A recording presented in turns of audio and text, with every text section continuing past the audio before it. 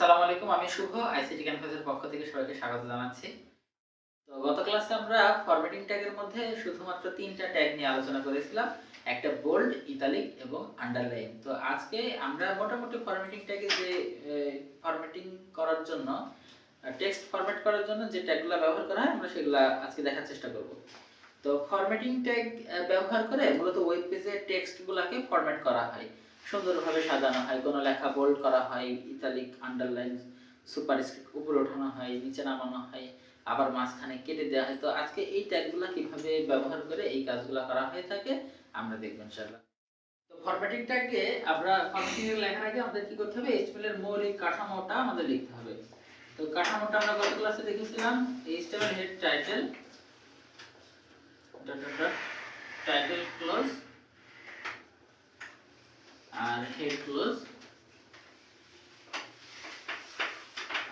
আর আমাদের বডির মধ্যে টোটালি একটা ওয়েব পেজে HTML, একটা ওয়েব পেজে যা কিছু দেখা যায় সবগুলো আমরা কোথায় লিখবো? বডির মধ্যে লিখবো। তো আমরা গতদিন দেখেছিলাম যে কোনো লেখা বোল্ড করে প্রদর্শন করতে গেলে কি ব্যবহার করা হয়। যেমন আজকে কি জানো না, তামিম। তামিমটা, এই যে যদি তামিম এই লেখাটা প্রদর্শন করতে যায় তাহলে আমাদের কি করতে হবে? পি দিয়ে তামিম লিখতে হবে। তামিম, তামিম। তাহলে এই তামিম লেখাটা এভাবে প্রদর্শন হবে। তো এই তামিম লেখাটা যদি এইভাবে একটু বোল্ড করা থাকে,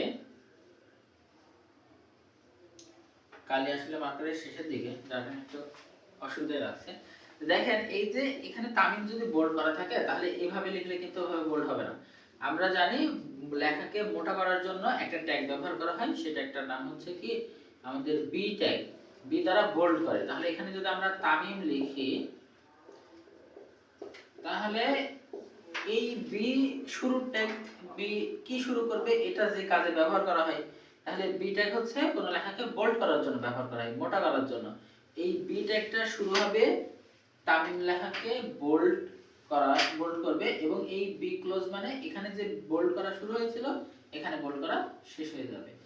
তো এইভাবে আমরা বোল্ড করতে পারি। তবে এই বোল্ড বি ট্যাগটা ছাড়াও আরো একটা ট্যাগ দ্বারা বোল্ড করা যায়। যেমন আমরা যদি এভাবে লিখতাম STRONG, স্ট্রং। স্ট্রং একটা ট্যাগ, এটাও বোল্ড করে, স্ট্রং করে কোন লেখাকে। যদি আমরা বলি তামিম তাহলে STRONG, স্ট্রং বি। তাহলে বি ট্যাগ যে কাজ করে আমাদের এই স্ট্রং ট্যাগও কিন্তু সেই একই কাজ করবে। তো একই কাজ যেহেতু করবে তার মানে কিন্তু আবার এমনটা করা যাবে না যে আমি বি দিয়ে শুরু করলাম আর স্ট্রং দিয়ে শেষ করলাম, বা স্ট্রং দিয়ে শুরু করলাম বি দিয়ে শেষ করলাম, এমনটা করা যাবে না। তবে একটা কাজ করা যেতে পারে, আমরা এখানে ছোট হাতে লিখলাম বা এখানে বড় হাতে ক্লোজ করলাম, এমনটা করাটা আসলে ঠিক না। প্রোগ্রাম লেখা উচিত হচ্ছে ছোট হাতের অক্ষর দ্বারা, কিন্তু HTML হচ্ছে কেস সেনসিটিভ ভাষা নয়, যার কারণে এখানে আমরা বড় হাতেরও লিখতে পারি, ছোট হাতেরও লিখতে পারি। আবার যদি বড় হাতের ট্যাগ দিয়ে শুরু করি, ছোট হাতের ট্যাগ শেষ করি, তাও কোনো সমস্যা নেই, কিন্তু ছোট হাতে লেখাটাই ভালো।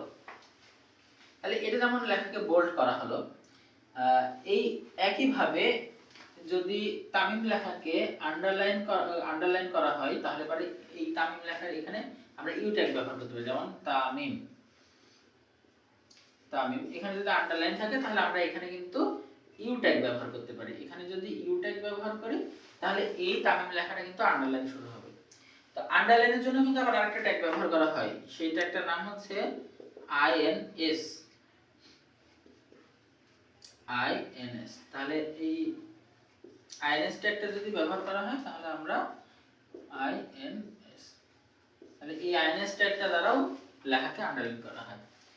তো আমাদের কিন্তু দুইটা ট্যাগ মুখস্থ রাখতে হবে, কারণ আমাদের পরীক্ষাতে অনেক সময় MCQ তে আসে যে ইউ এর মতো কাজ করে কোন ট্যাগ, তখন আমাদের কিন্তু এই INS ট্যাগটা লিখতে হবে।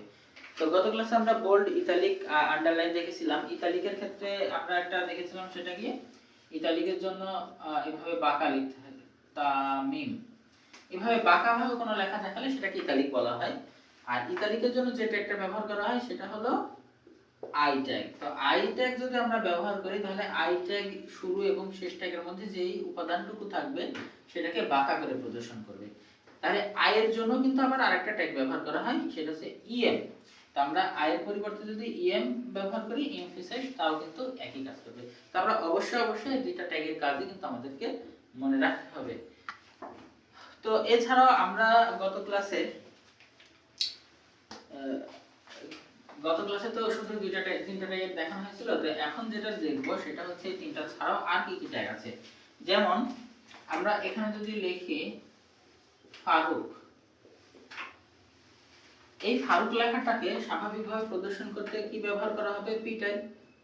Faruk P tag close. কিন্তু এই ফারুককে যদি ভাবে কেটে দেওয়া থাকে তাহলে আমাদের এইভাবে লিখলে হবে না। আমাদের কোন লেখাকে কেটে দেওয়ার জন্য যেটা একটা ব্যবহার করা হয় সেটা একটা নাম হচ্ছে del, D E L, del, F A R U Q, Farooq, D E L, del. তাহলে কোন লেখা যদি ডেল, তো এখানে ডিলিট মানে একেবারে মুছে ফেলা না, ডিলিট মানে কোন লেখার মাঝখান দিয়ে দাগ কেটে এটাকে কেটে দেওয়া এখানে। তো আমরা ডেল যদি ট্যাগ ব্যবহার করি তাহলে ডেল ট্যাগ শুরু এবং শেষের মাঝে যে উপাদান থাকবে এলিমেন্ট, সেই কন্টেন্ট এলিমেন্টটাকে মাঝখান দিয়ে দাগ কেটে দেব। তো এই ক্ষেত্রেও আমাদের তিনটা ট্যাগ টোটাল ব্যবহার করা হয়। যেমন একটা ডেল আছে, ডেল ট্যাগ আছে, আবার আরেকটা আছে strike, S T R I K E, strike একটা ট্যাগ, তারপরে আরেকটা আছে এস। তো আমরা যদি ডেল দিয়ে শুরু করি, ডেল দিয়ে ক্লোজ করব, স্ট্রাইক দিয়ে শুরু করলে স্ট্রাইক ক্লোজ, এস দিয়ে এখানে শুরু করলে এস দিয়ে ক্লোজ। তো আমরা এই তিনটাটাকে যে কোনো একটা যদি ব্যবহার করি তাহলে ঠিক ফারুক লেখাটা ওইভাবে হবে। যেমন আমরা যদি এখানে এস দিয়ে ফারুক লিখি, এস, তাহলে কিন্তু এই ফারুক লেখাটা ওই একই ভাবে কেটে যাবে। তাহলে আমরা এটা মনে রাখবো, কোন লেখার মাঝখানে দাগ কেটে দেওয়ার জন্য তিনটা ট্যাগ ব্যবহার করা যেতে পারে, একটা ডেল, স্ট্রাইক এবং একটা এস। আরেকটা খুব গুরুত্বপূর্ণ একটা ট্যাগ, আমরা এই ট্যাগগুলো সব একসাথে কম্বাইন করে ব্যবহার করে দেখব যে একসাথে হলে একত্রে কিভাবে প্রদর্শন করা হয় এবং একই সাথে অনেকগুলা ট্যাগের কাজ কিভাবে করে।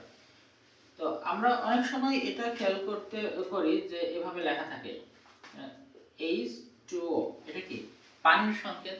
তাহলে এটা যদি প্রদর্শন করতে চাই তাহলে আমরা কি করতে পারি? আমরা পি ট্যাগ দিয়ে শুরু করতে পারি। তাহলে এখানে আগে পার্থক্যটা বুঝতে হবে যে এখানে আছে কিভাবে। H এবং O এটা নরমালি লেখা আছে, কিন্তু 2 এটা স্বাভাবিকের তুলনায় একটু ছোট হয়ে নিচে নেমে আসা। তো এইভাবে কোন লেখা যদি নিচে নেমে আসে সেটাকে সাবস্ক্রিপ্ট বলা হয়। আর সাবস্ক্রিপ্টের জন্য যে ট্যাগটা ব্যবহার করা হয় সেটা হচ্ছে সাব, এস ইউ বি। তাহলে আমরা এখানে যদি এইচ এভাবে লিখি, নরমালি লিখলে ওখানে প্রদর্শন হবে নরমালি, কিন্তু আমি তো এখানে 2 দিতে পারবো না, 2 দেওয়ার কোনো ব্যবস্থা নেই। ব্যবস্থা হচ্ছে একটা মাত্র উপায়, সেটা হচ্ছে ট্যাগ ব্যবহার করে। তো আমরা যদি এখানে এস ইউ বি সাব ট্যাগটা ব্যবহার করি, সাব মানে সাবস্ক্রিপ্টের শর্ট ফর্ম, ট্যাগ হিসেবে ব্যবহার হবে। এবার এখানে 2 দিয়ে সাব ক্লোজ করে দিই, তাহলে এখানে ও দিই, তারপরে যদি পিটা ক্লোজ করি তাহলে এখানে যে ব্যাপারটা হবে সেটা হলো এই স্বাভাবিকভাবে প্রদর্শন হবে। আর এই সাবস্ক্রিপ্ট শুরু, সাবস্ক্রিপ্ট শেষ, তার মানে এই স্টার্টিং ট্যাগ আর এন্ডিং ট্যাগের মাঝে যে লেখা থাকবে সেটাকে ছোট করে নিচে প্রদর্শন করবে, ঠিক এইভাবে। যেহেতু এখানে সাবস্ক্রিপ্ট ক্লোজ করে দিয়েছি তাহলে কি হবে, এই সাবস্ক্রিপ্টটা 2 পর্যন্তই থাকবে। এর পরবর্তীতে যেহেতু এখানে কোনো ট্যাগ দেওয়া হয়নি তার মানে এই ওটা নরমালি প্রদর্শন হবে। আর পি ক্লোজ তার মানে কি, আমাদের এই প্যারাটা ক্লোজ। তাহলে কোনো লেখাকে নিচের দিকে নামানোর জন্য যে ট্যাগটা ব্যবহার করা হয় সেটা হচ্ছে সাবস্ক্রিপ্ট। তো আমরা যেটা বলছিলাম, কোনো লেখা শুধু নিচের দিকে না উপরের দিকে উঠে যেতে পারে, যেমন a + b whole square, a + b whole square. তাহলে এখানে কি আমাদের এই 2টা কিন্তু উপরে আছে। তো সেই ক্ষেত্রে আমরা কিভাবে ওইটাকে একটু উপরে উঠাতে পারি? তো আমরা পি ট্যাগ ব্যবহার করতে পারি। পি ট্যাগে এখন এখানে অনেক সময় প্রশ্ন আছে ব্র্যাকেটের জন্য কি দেব? ব্র্যাকেটের জন্য ব্র্যাকেটই হবে, আমরা এখানে যেভাবে লিখবো ওখান থেকে সেভাবে প্রদর্শন হবে। তো এখানে ব্র্যাকেট a + b, এবার 2 তো উপরে, তো উপরে ওঠানোর জন্য কি sup, সুপতে সুপারস্ক্রিপ্ট, মানে সুপারস্ক্রিপ্ট মানে উপরে ওঠানো। এখন সুপারস্ক্রিপ্ট ট্যাগের শুরু এবং শেষ ট্যাগের মধ্যে যা লেখা থাকবে সেটাকেই সুপারস্ক্রিপ্ট ট্যাগ উপরে উঠাই দিবে, তাহলে পি ক্লোজ। তাহলে এখানে আমাদের নরমালি a প্লাস বি লেখা হবে, এই টুটা এই সুপারস্ক্রিপ্ট ট্যাগটা উপরে উঠে দিবে। তার মানে এখানে যেটা বোঝা যাচ্ছে এক একটা কাজের জন্য কিন্তু স্পেসিফিক একটা ট্যাগ ব্যবহার করা হয়। ফরম্যাটিং ট্যাগের মধ্যে আমরা যেগুলো দেখলাম সেগুলোর মধ্যে আছে কোনো লেখাকে বোল্ড করার জন্য বি ট্যাগ ব্যবহার করা হয়, ইটালিকের জন্য আই, আর আন্ডারলাইনের জন্য ইউ ট্যাগ। সেই সাথে সুপারস্ক্রিপ্টের জন্য এসইউপি সুব ট্যাগ এবং সাবস্ক্রিপ্ট মানে লেখা নিচে নামানো, আর নিচে নামানোর জন্য সাবস্ক্রিপ্ট ট্যাগ, এবং কোন লেখার মাঝখানে দাগ কেটে দেওয়ার জন্য ডিলিট ট্যাগ ব্যবহার করা হয়। কিন্তু আমরা শুধু এই ট্যাগই দেখলাম না, এই ট্যাগের সাথে একটা ট্যাগের পরিবর্তে আরো কয়েকটা ট্যাগ ব্যবহার করা যেতে পারে, সেগুলো আমরা খুব ভালোভাবে মনে রাখবো, তাহলে আমরা এমসিকিউটা খুব ভালোভাবে পারবো। তো আজকে তো আমরা ক্লাসে দেখলাম শুধু ট্যাগগুলা কিভাবে ব্যবহার করা হয়, কোন ট্যাগের কাজ কি। তো আগামী ক্লাসে আমরা দেখব এই সমস্ত ট্যাগগুলো একসাথে করে একটা প্যারাতে কোন বিভিন্ন ভাবে যদি থাকে, কোনটা বোল্ড, কোনটা ইতালিক, সুপারস্ক্রিপ্ট, সাবস্ক্রিপ্ট, একসাথে যদি একটা প্যারার মধ্যে এই ফরম্যাটিং এর কাজগুলো থাকে, তাহলে সেটা কিভাবে করতে হয় আগামী ক্লাসে দেখব। তো সবাইকে ধন্যবাদ, ভালো থাকবেন, আসসালামু আলাইকুম।